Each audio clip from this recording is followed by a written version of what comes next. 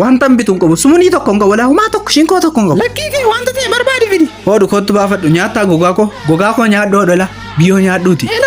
Amma kaateen fidu taanaan mana kanaanatu baa wayii moositu baa namitti adeegaanana. Warra ollaa keenyaatu immoo daaqoo bitate kanaaf jarra argitee akkas godhachaa jirtamti abshir giddiin qabaatiin ilaa ayyaanni kun baanaana siin baana wanta haasaan kootuuf hin jiru.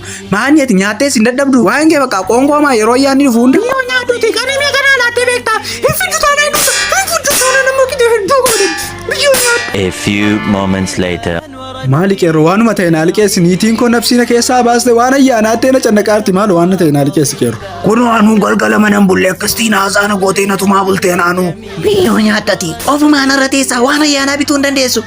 Malabboo kana rabboo mandatti gadhiise maal haasaan kun maal nama nubattu. Kun waanuu shunkurtee akkasitiin ala bulee gurbaa. Anichaa dhamma ganniitii sana fuudheeti takkaa wayyaa jijjiirodheen beeku isheen ji'aan qayyarratti.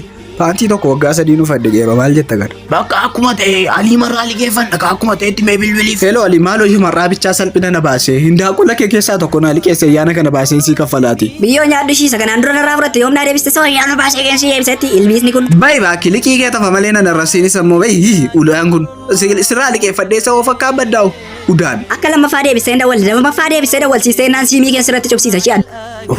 Amma kuma ittiin ciisa. Deebiin mana alii maanaa taqeen daakuu tokko hatuun qabamu. A few moments later.